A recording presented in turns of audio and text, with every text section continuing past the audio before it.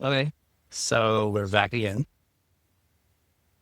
And I think today we want to just chat about, I guess, the type of clients that we've worked with. And I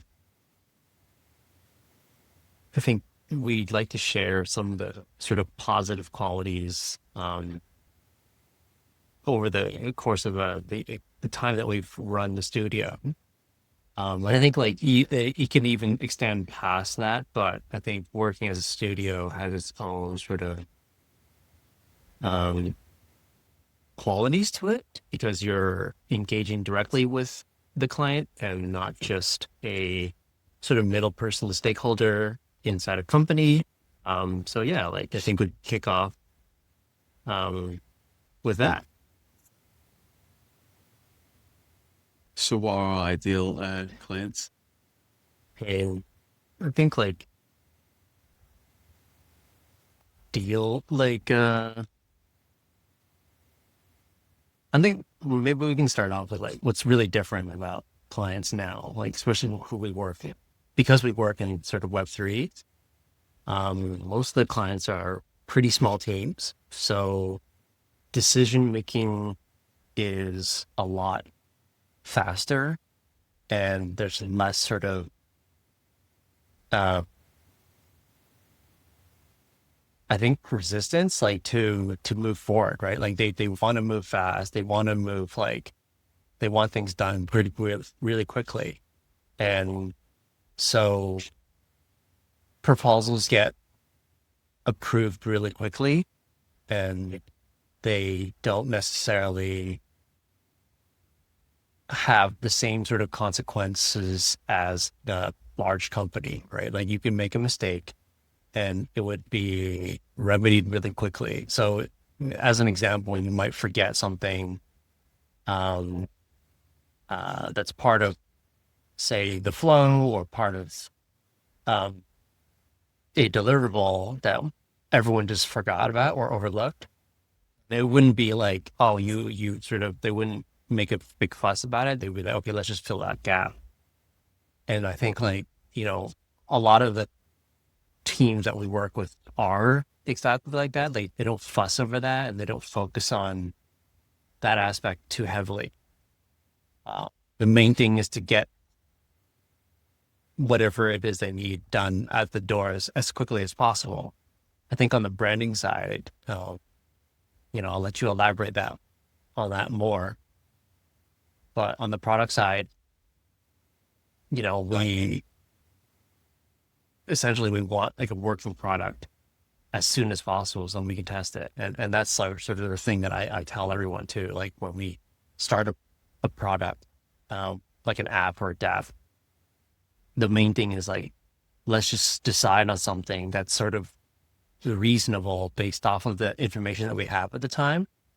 And we launch it as quickly as possible so we can sort of iterate on on that sort of design or that function.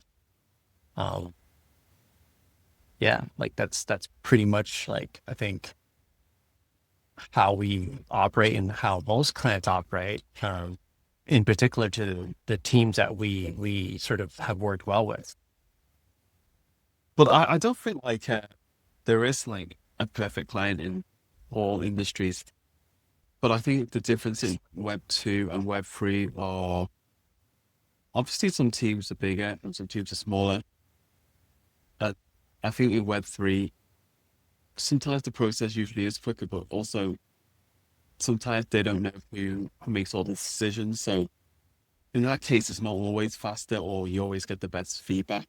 And in that case, if it's not through, that might result in a lot of changes if they don't make the right decisions at the beginning. I think that you had talked about something interesting though, but like sometimes I think the main thing with designing in general is to know who you're designing for. And I feel like a lot of teams have this idea of who they want to design for, but it's not super clear. Like we I don't know, this might change the this might change the video's topic, but like we we have to really sort of pull out this who the user is. Like I find myself frequently asking, are you guys looking to design for someone who's sort of degen or like who's really familiar with Web3 or just familiar with the product in general? No, and because they often don't articulate right off the bat who it is exactly that they want to do this thing for. And so it becomes harder for us to do our job. And by that I mean like, oh, I want like at least, what sort of deliverables are looking like as the outcome. Like, oh, I want some social um, marketing materials. I want some branding done. I need like brand guides. Like, but actually to just think even a step before that, like an ideal client would really be like someone who sort of identifies and values design, right? Some of the guys like don't really understand it. I'm not saying that they don't value it, but they don't fully understand, or they we've encountered people who don't see design as important, but they reach out to us anyway. It's just like we've had clients who come up into us and like, yeah, like this is super easy. You guys should be able to do it in a day, or like, and then they'll try to like justify that sort of thinking and say like, oh, but it should only be worth so much, and immediately they're sort of um, trying to price you down, right? And so I think as a precursor to like ideal clients, like I think clients that we want to work with sort of see the value in it and sort of ROI on it.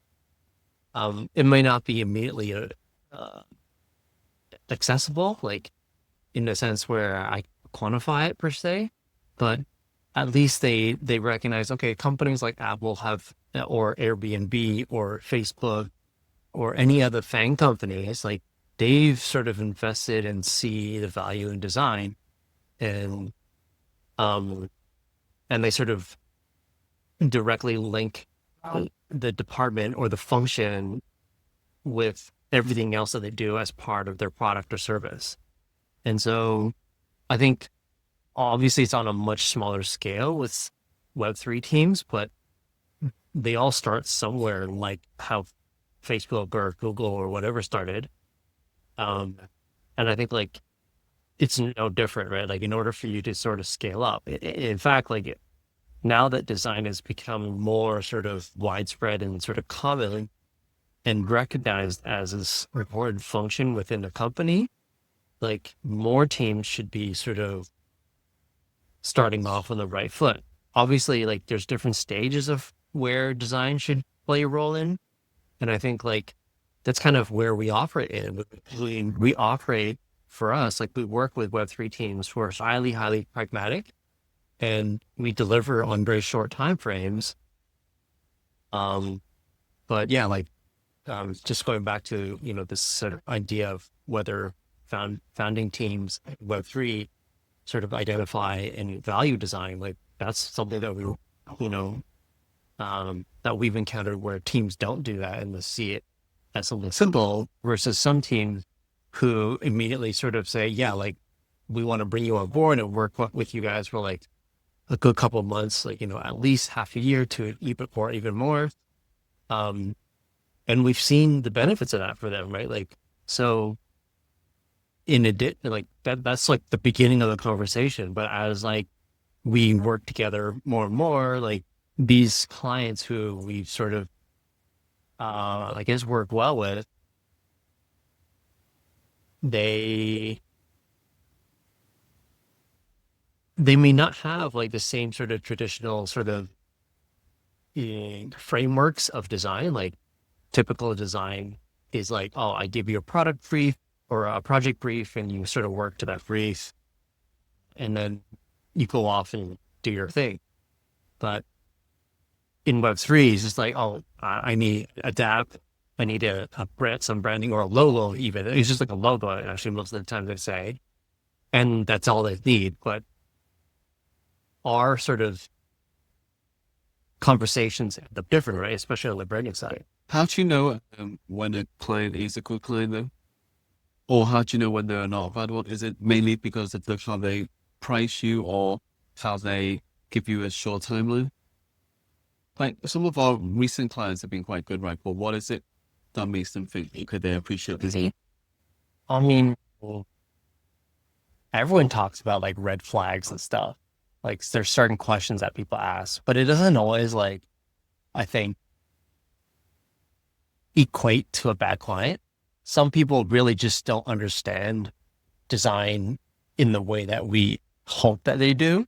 So you can't really tell off the bat, right? I don't think you can. But the more questions and sort of response, it also depends on how they respond to certain things, right? Like if they immediately tell us like, yeah, like, oh, we want like a brand guide, for example. It's like, oh, that should take you like a day, like immediately that's sort of like a bit of like Red a flag. red flag, right? Like, But that's something quite rare day of late, right? I I mean, feel like yeah, of late our clients have been quite good with timelines and are quite reasonable um, with their feedback and stuff. As in, they never really just say I hate something, or they usually maybe want to see other versions, which is fine. Uh, but we've never really had to kind of like stress out about reinventing it again or changing a whole new direction. So, no, I mean that's after. So yeah, I mean that's so what I'm trying to say is we've not really had too many unreasonable clients. no, Athletes. we've never worked too long with a unreasonable client, but we've had multiple sort of inquiries with people who Oh yeah, have sort of shown these sort of yeah, not so great qualities, right? Like, like I said, they'll downplay the effort and then they'll try to squeeze you on the yeah. price or the like, one experience that we had was like we negotiated a sort of this project price and then after the sort of first third of the project, they just completely ghosted us, right? Like, but in that experience of doing that first third, there was already sort of a lot of um, situations where we feel like they were really sort of overstepping or being too sort of unopen to certain ideas, I think. I don't know what the word is, right? Like, But I do believe that like when clients are asking too much in the pricing or trying to barter or taking too long on confirming stuff, that usually results in more of a difficult experience. I Without, get like I get that every starting team has a budget to work within, right? And I think like, I'm not saying like, um, no, but it's true that the more they barter are usually the more difficult clients. oh yeah, And yeah, they yeah. usually have more demands as well. Yeah, yeah.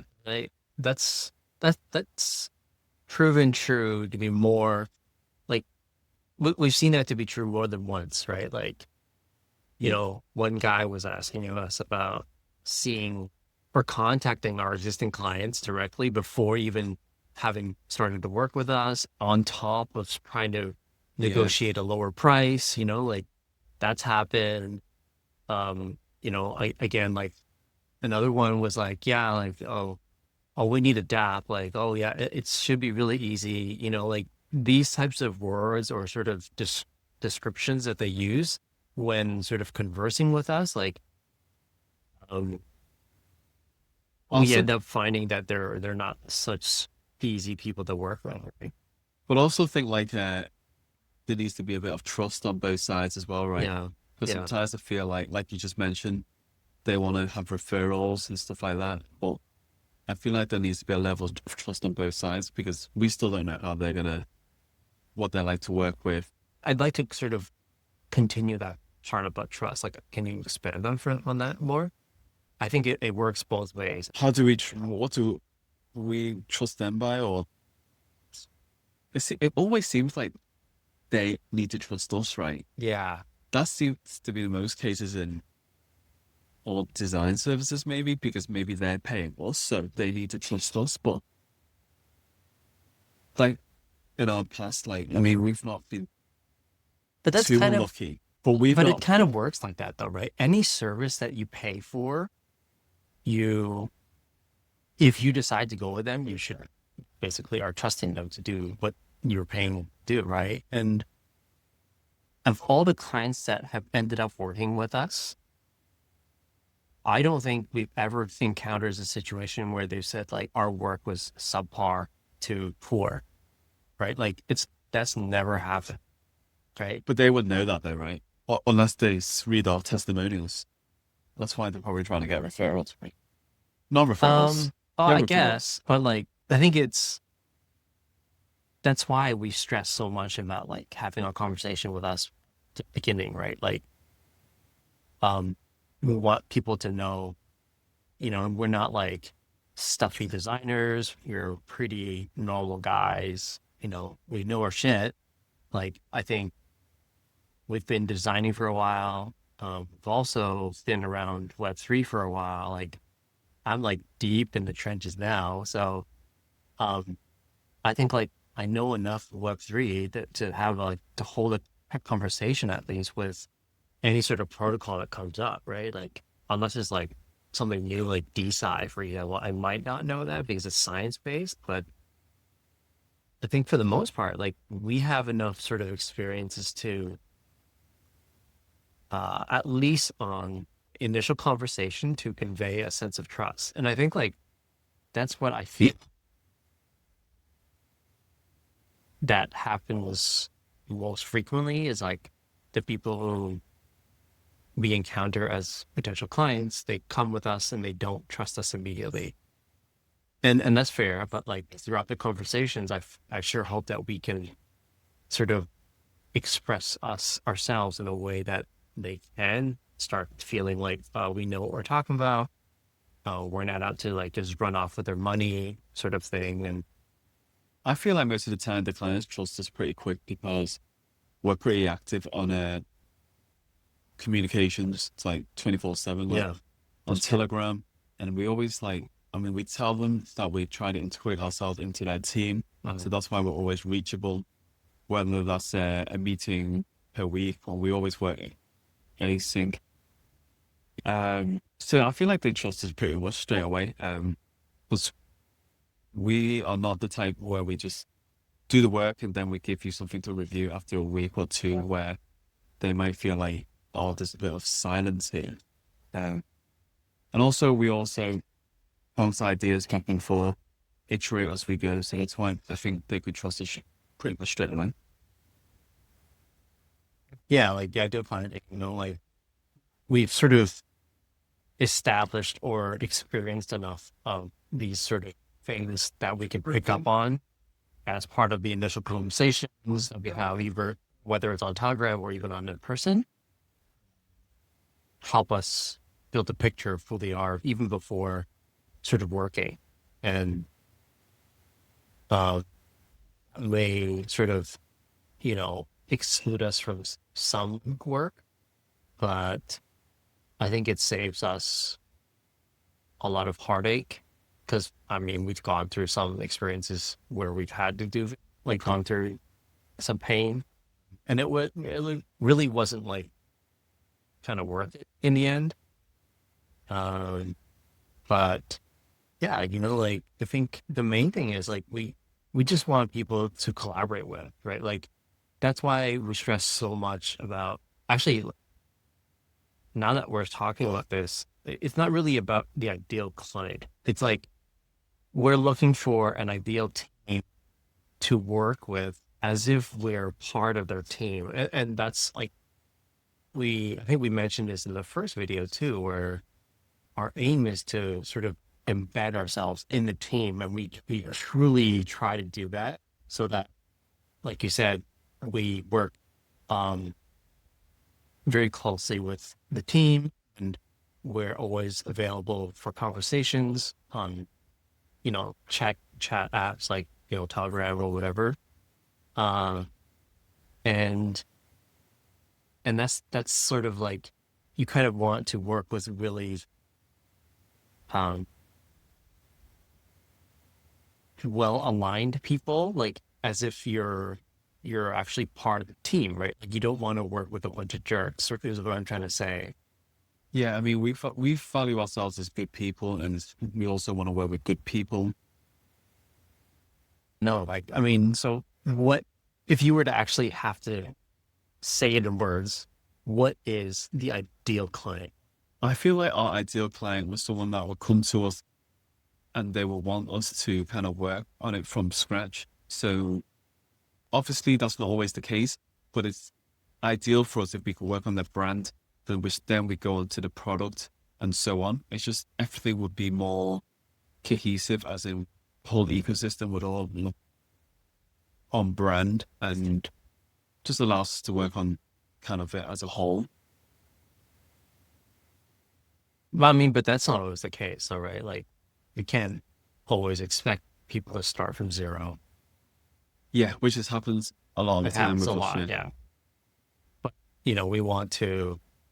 we still try to sort of, I mean, we work around that, right? Like what I'm trying to say is like we work around that because even if we don't start from zero, we still, uh, We can still adapt with what they already have and yeah, also improve on as well. yeah. Like that's always something that we try to do, whether or not we start from zero or not, right? Like if they have something that's established and it's sort of working, but they need help with sort of aligning the pieces together, then that's something we also do as well, right? Like we commonly do as well. Yeah. And I think another thing that we appreciate is when people are just kind of themselves and are a bit of fun with a bit of banter, and then we just shoot some messages, not even talking about work and Yeah. just having kind of fun along the way as well, because that's what we're trying to do as well. Yeah. Yeah. I mean, like I said, we position ourselves as members of the team and you just want to work with good people. So we talked a lot of topics actually, about like sort of how we work with clients, good and bad. Maybe not so much on not on the ideal client front, but we did touch on that. I think that's all we want to share right now. That's it for today. Fine.